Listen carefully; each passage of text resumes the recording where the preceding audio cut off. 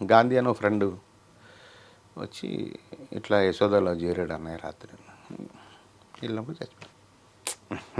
Shock అయి ఉంటారు మీరు లైఫ్ బాబా అంటే జీవితం ఇంత తాత్కాలికం. చాలా చాలా చాలా చాలా చాలా ఎందుకంటే మామూలు ఒక స్నేహితుడిగా ఒక మంచి స్నేహితుడిగా అతను చనిపోవటం ఒక బాధ అయితే అప్పుడు మేము కలిసి నాగేశ్వరరావు గారి సీరియల్ నేను వచ్చితే స్టార్ట్ చేసాం.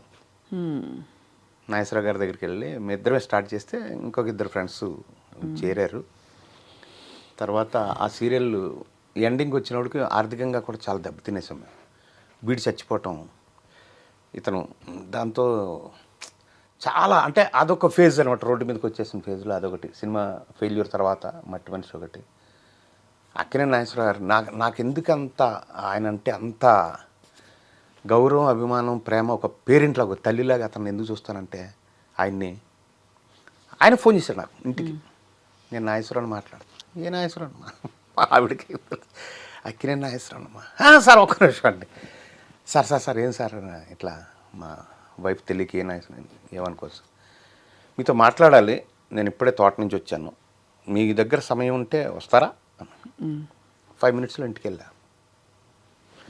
మీరు మంచివాళ్ళని తెలుసు, మీకు సమర్థత ఉందని తెలుసు, మీరు నష్టపోయారని తెలుసు. ఉల్టా మీరు అచ్యుత్ అనేవాడు కూడా మీ దగ్గర నుంచి వెళ్ళిపోయాడు. సో మీరు చాలా బ్యాడ్ సిచ్యువేషన్లో ఉన్నారని నాకు తెలుసు. నా జీవితంలో నేను మూకీ నుంచి వచ్చాను కాబట్టి టెలివిజన్ వచ్చింది కాబట్టి ఈ ప్రక్రియలో కూడా నేను ఉండాలి నా జీవితం అని నేను అనుకున్నాను. ఒక్క సీరియల్ చేద్దాం అనుకున్నాను, చేశాను. బట్ అతను చనిపోయాడు, మీరు రోడ్డు మీదకి వచ్చారు. మీ దగ్గర డబ్బు ఉంటే ఇంకో సీరియల్ మీకోసం చేసి పెడతాను, చేసుకున్నాను. Great man. వెంటనే నేను ఎస్ సార్ అని నాకు 2-3 ఫ్రెండ్స్ ఉంటే డబ్బులు పెట్టగలిగిన వాళ్ళు ఆ రోజుల్లో 5 లక్షల వరకు అవసరం ఉండేది. చెప్తే ఒక 2-3 దగ్గర వర్కౌట్ అవ్వలేదు. 4th friend is Rudraraju Ramesh అని నా ఫ్రెండ్. చిన్నప్పటి నుంచి ఎవరెవరో ఫ్రెండ్. అమ్మని అడిగి చెప్తారా? అమ్మ ఏంట్రా ఎంత కావాలని? అమ్మ మొదటి రూపాయి వెనక్కి రావాలంటే 24 లక్షలు పెట్టాలమ్మా. ఎంత టైం ఉందిరా? మీ ఇష్టం అమ్మ. సార్ అయితే ఓకే అన్నారు. సరేరా 15 రోజుల్లో అని ఓ బ్యాంక్ అకౌంట్ ఓపెన్ చేసి 15 రోజుల్లో 24 లక్షలు వేసింది. అప్పుడు ఆయన నన్ను నిలబెట్టడానికి ఫస్ట్ చెక్ మేము ఏదైతే అంతమంది చాలా బ్యాడ్ ఎక్స్పీరియన్స్లు ఉన్నాయి ఆయనకి. ఫస్ట్ ఏం చేశాను, 2 లక్షల రూపాయలు చెక్ ఇచ్చాను ఆయనకి. చారి గారని స్టూడియోలో ఉంటారుగా, ఆయన ఏదో ఫోన్ చేశారని ఈయన మళ్ళీ ఫోన్ చేశారు నాకు. నాగేశ్వరరావు మీకు జస్ట్ ఇన్ఫర్మేషను, ఇది కంప్లైంట్ కాదు, మీ మీద డౌట్ కాదు, మీ అనుమానం కాదు, ఇది చెప్తా ఉన్నాడు. ఏంటి సార్ మీరు ఎక్కడ ఉంటారు సార్? నేను వస్తాను సార్ అని. నేను మాట్లాడడం కాదు, వెళ్ళిపోవాలి కదా అంత మా దేవుడుగా. లేదు సార్ అది డిజానర్ అయిందంట చెక్కు.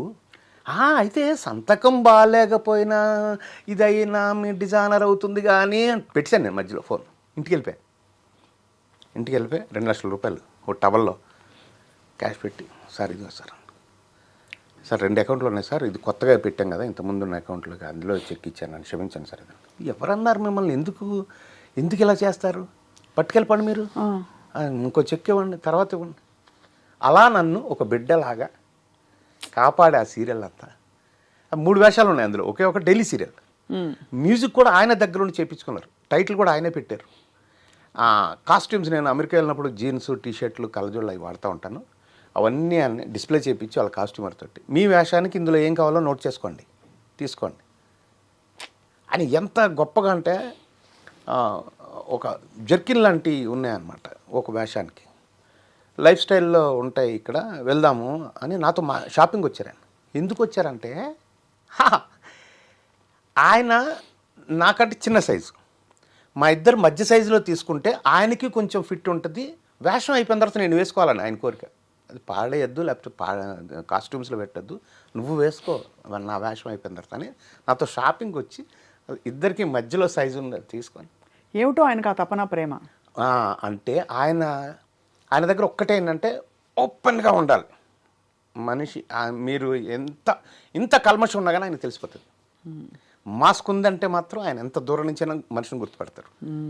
సార్ నాకు ఇది సార్, నా మనసు ఇది సార్, ప్రతి ఒక్కటి ఆయనతో చెప్పేసుకుంటే అందులో స్వచ్ఛత మాత్రం ఉంటే ఆయన ప్రాణానికి ప్రాణంగా చూస్తాడు. నాకు టిఫిన్ పెడితే చట్నీ వేసేవారు ఆయన వాళ్ళ ఇంట్లో. అంత క్లోజ్. దాన్ని ఏంటో నా మీద నమ్మకం అంతే. లాస్ట్ 6-7 months ఆయన్ని కలిసిన వాళ్ళు చాలా తక్కువ. నేను ఒక్కడే కలిసి everyday he was taking treatment కదా సార్ అప్పుడు? చావుకు ముందు. చచ్చిపోతారని ఆయనకి తెలుసు, మాకు తెలుసు. తెలుసా ఆయనకి? ఆయన అనౌన్స్ చేశారుగా. అదే, బట్ ఆయన అంటే ఏమనేవారు? ఏముందండి, మనం హీరోలు కదా, అలాగే పోతాం అని. ఆయన హార్ట్ అటాక్ తోటి పోతానని అనుకునేవారు ఎప్పుడు. నేను ఎప్పుడు అంతే అనేవాడు, కానీ క్యాన్సర్ అనేది ఆయనకి. అదే చాలా పాపం. ఇలా మీరు అంటే ఈ ప్రయాణంలో మీరు వ్యక్తిగతంగా మనుషుల్ని కోల్పోవడం, ఇంకా వంచనలు, మోసాలు, ఆర్థిక ఇబ్బందులు, స్ట్రగుల్స్, అన్ని రకాల షేడ్స్ చూస్తారు కదా సార్. జీవితం మీకు నేర్పిన మౌలిక సూత్రం ఏంటి? అంటే నన్ను నేను నమ్ముకోవాలమ్మా, అంతే. అంటే ఏమిటి? అంటే నువ్వు చేసే పనిని ఆ నమ్మకంతో చేస్తే రిజల్ట్ ఎప్పుడైనా కానీ పాజిటివ్గా నీకు వస్తుంది. No problem.